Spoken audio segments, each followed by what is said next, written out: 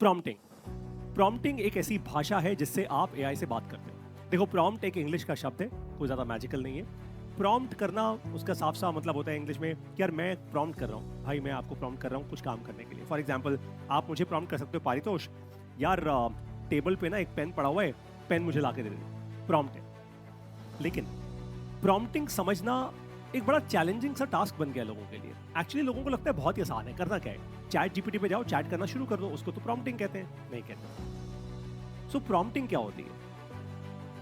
Prompting एक ऐसा तरीका है जिससे आप एआई को कुछ करने को कह रहे हो, लेकिन एक कैटेगराइज्ड फॉर्मेट में।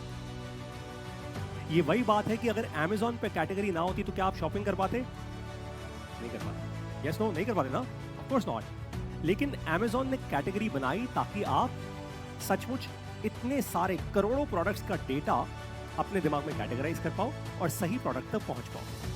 प्रॉम्प्टिंग एग्जैक्टली वही होती है कि एआई को इतना कुछ देने की जगह हम उसको सटीक भाषा में सटीक चीज कैसे दें ताकि वो हमें सीधा रिजल्ट दे। ये होती है प्रॉम्प्टिंग। एक अच्छा प्रॉम्प्ट लिखने के 4 स्टेप्स होते हैं। इसको हम कहते हैं RCGF फ्रेमवर्क। बहुत आसान है।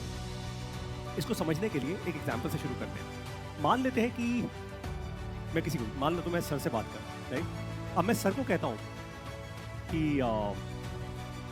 सर एक काम करो, बाहर ना मुझे बहुत प्यास लगी है और मुझे गर्म पानी पीना है, या मुझे पानी पीना है, बाहर ना एक ग्लास पड़ा हुआ है, आप वो ग्लास उठा के ले आओ। ठीक है, मान लेते हैं एक सेकंड के लिए मैं आपको ये कहता हूँ। अब आप क्या करोगे?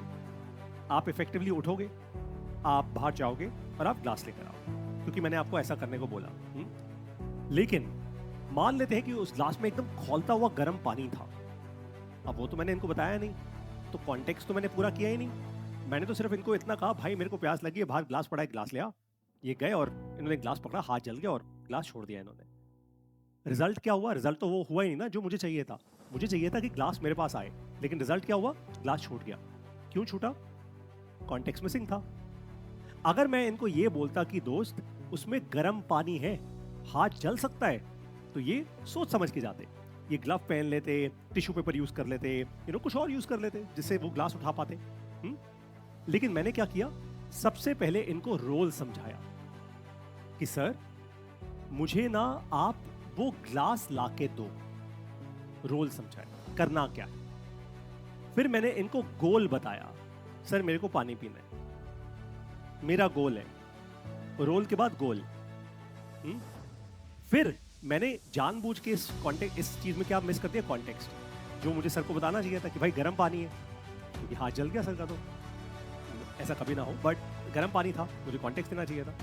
और फाइनली मैंने इनको बताया फॉर्मेट। एक्चुअली इस कॉन्वर्सेशन में ये इतना आसान सा काम था कि मुझे फॉर्मेट बताने की जरूरत नहीं हुई। मतलब मुझे इनको ये नहीं बताना पड़ा कि अपने पाँव पे खड़े हो, पाँव से चलो, ऐसे सीधे होके जाओ। वो पता है नहीं कि यार मैं उठूंगा, चलूंगा अपने पाँव पे, यहाँ से जाऊंगा, बाहर से ग्लास ले आऊंगा।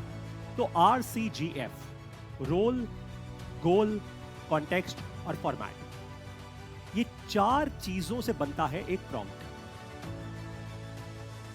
एक परफेक्ट प्रॉम्प्ट में ये 4 एलिमेंट्स होते हैं: रोल, गोल, कॉन्टेक्स्ट और फॉर्मेट। बस यही 4 चीजें होती हैं। रोल मतलब, मान लेते हैं कि मुझे आर्टिफिशियल इंटेलिजेंस से क्या करना है, मुझे अपनी कंपनी का पिछले 5 साल का रेवेन्यू, या चलो छोड़ो, मान लेते हैं कि मुझे प्राइवेट इन्वेस्टर से $100 मिलियन रेज करना है, मुझे प्राइवेट इक्विटी फंडिंग रेज करनी है, या फिर मुझे वेंचर कैपिटल फंडिंग रेज करनी है। अब वो करने के लिए मुझे एक deep financial analysis report create करनी है जो मैं अपने इन्वेस्टर्स को दे पाऊं एक प्रेजेंटेशन के साथ। अब वो कैसे करूंगा? पहले तो मुझे एआई को यह समझाना पड़ेगा कि उसका रोल क्या है। मुझे एआई को बताना पड़ेगा कि आपको एक ऐसे बिजनेस एनालिस्ट, एक ऐसे फाइनेंशियल एनालिस्ट, एक ऐसे सीएफओ की तरह सोचना है जो वेंचर कैपिटल फंडिंग रेस कर चुका है $100 मिलियन से ज्यादा। ये रोल है, क्लैरिटी वाला रोल है। आप कुछ ऐसे समझो